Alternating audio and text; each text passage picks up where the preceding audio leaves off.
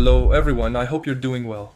So in this video, I was already telling you that I'm going to restart the YouTube channel because it had been 4 to 5 months since I last made a video. The reason is very simple. It's just that I have really wanted to focus entirely on the project, both in concept and in the execution of the game. So I was really able to make good progress, and I was also able to question myself a lot because the previous game was not, how should I say, fun.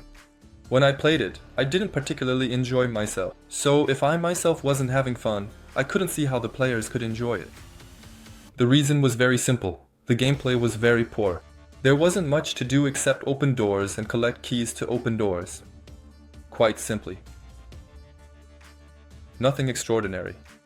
There were a few clues on the walls, but no real challenges. There was just the timing aspect that was implemented. But honestly, I think it didn't make it any more exciting. In any case, it didn't excite me, so it couldn't excite the voices. Alright, let's stop playing the violin and get started right away. So we'll need to start in the mail menu. So on your left, you will of course have the old version, which I thought was not too bad to begin with. But I decided to make a rather nice cinematic presentation by introducing the characters, so heading towards the penis. So in the end, if you wait a few minutes, which we won't do now, you have the penis, which is a crystal. So we will find ourselves in the character selection in multiplayer. So there, for character selection, there are 3, humans, aliens, and goblins. In terms of design, I wanted to have a better presentation for information. The 2 pylons you see on the right and left will be the other 2 players. So here, we are in solo mode. You have skin choices that you don't have in multiplayer yet, so I'm still working on that currently. So for the level design, I find it much more harmonious, much more realistic, much more immersive, what I've been able to do. You can find some elements, like the windmill on your left, which we currently see here. So here, you have a cinematic view. There you go, it looks pretty good. So, we are at the beginning of the game.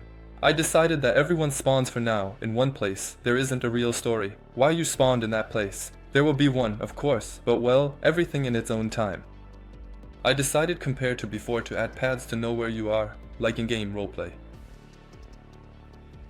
When we switch to top-down view, actually, you'll see 3 villages, so the village you currently see, which is built, where I'm creating the puzzles, battles, and other elements, and the other 2 that I will finish later on.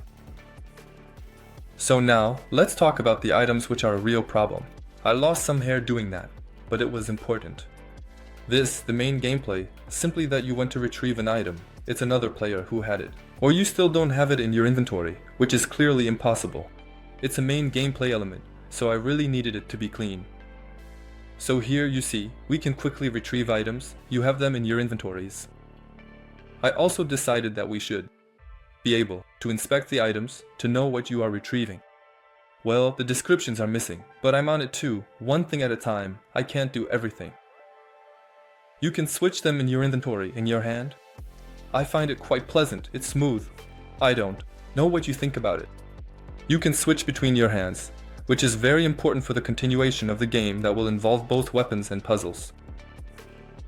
Let's talk about the blacksmith, who will simply sell you items or exchange quest items to help you understand the village.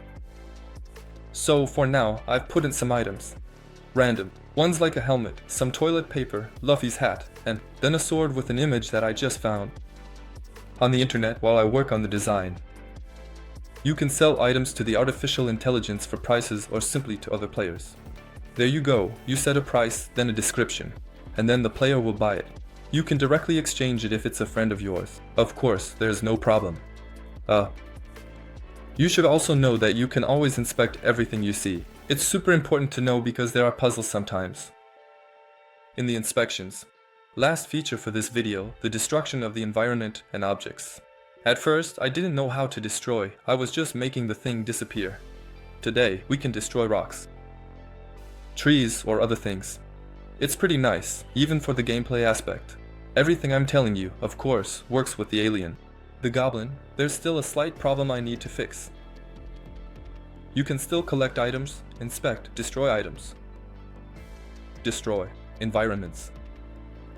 Everything I mentioned before obviously works for the characters. To conclude this video, I thank you for already being numerous on my YouTube channel. Even if 500 doesn't necessarily represent a lot, it's still a lot for me. I know there are those who have millions, but let's already be happy with what we have. You should also know that you see it in the third person. I plan to add an option in the settings where you can choose between the first and third person, simply because every player is different. Personally, I am someone who prefers the first person because I like just having the hands and being able to immerse myself a bit more in it. That's why I have a VR project to work on for it. But there are friends who also like being in the third person. So it's up to the player's choice.